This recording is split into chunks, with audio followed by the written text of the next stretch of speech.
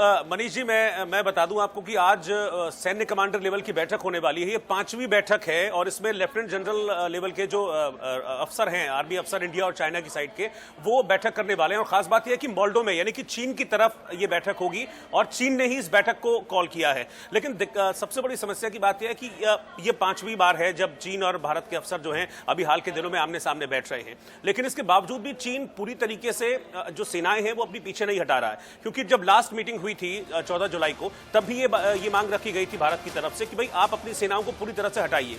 तो Gogra, hot spring और Galwan valley में तो जरूर अपनी तैनाती कम की है चीन ने, लेकिन जो असली जो मसला है वो फिंगर 4 से फिंगर 8 के बीच को लेकर है। वहां पर चीन पूरी तरह से अपनी जो सेनाएं हैं उनको नहीं हटा रहा है। और अभी हमने देखा कि जो पैंगोंग झील का इलाका है वहां पर चीन ने अपनी तैनाती बढ़ाई है। देपसांग का इलाका है, वहां पर चीन ने अपनी सेनाओं की तैनाती बढ़ाई है और वहां पर भारी मात्रा में असला बारूद भी चीन की तरफ से रखा गया है।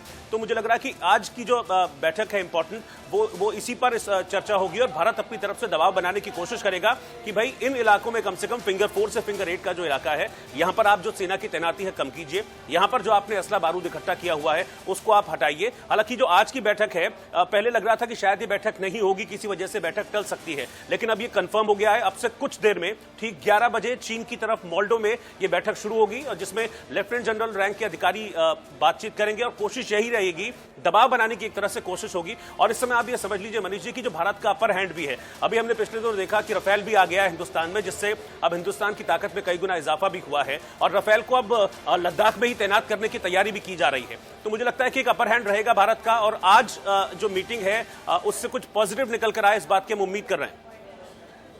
जी रोहित, जहां तक सैन्य स्तर की बात है और चीन के साथ इसके पहले जो 4 सैन्य लेवल की जो बातें हुई है उसमें हरजिंदर सिंह जो लेफ्टिनेंट जनरल हैं उन्होंने अगुवाई की है। लेकिन चीन की एक फितरत है रोहित, जो बोलता है वो करता नहीं और जो करता है वो बोलता नहीं।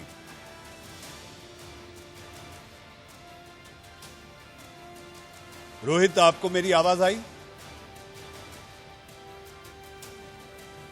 इस बीच चीन के साथ थोड़ी देर बाद मोल्डो में फिर एक बार सैन्य लेवल की एक बैठक होगी। तमाम प्रयासों के बीच भारत हमेशा ये कोशिश कर रहा है कि बातचीत के जरिए ये मसला सुलझाया जा सके, लेकिन नापाक सोच रखने वाला चीन दगाबाज, धोखेबाज, विश्वासघाती और इसके साथ साथ विस्तारवाद और साम्राज्यवाद का सम्राट। जी हाँ रोहित, मैंने आपसे सवाल किया था, मेरा सवाल यह था कि चीन की जो फितरत है, जो बोलता है वो करता नहीं और जो करता है वो बोलता नहीं,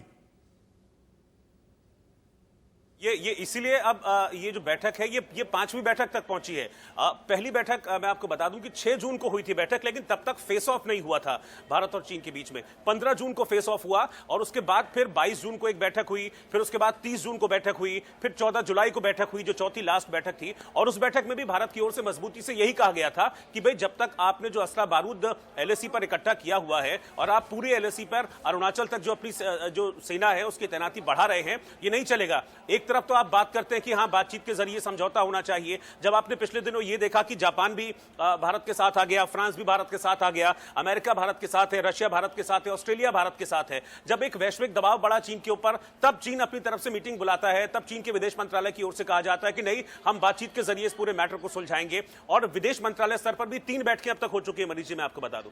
लेकिन जब दबाव बढ़ता है चीन के ऊपर, तब चीन कहता है कि नहीं, बातचीत के जरिए हम और भारत सुलझा लेंगे, किसी तीसरे पार्टी या 4th पार्टी की जरूरत इसमें नहीं है। लेकिन जब बात बैठक पर आती है, बैठक पर आके फिर चीन वही कहता ना कि ढाक के 3 पात वाली स्थिति, वही ये चिकने घड़े पे पानी। हाँ। रोहित, ये चिकने घड़े पे पानी से ज्यादा कुछ नहीं।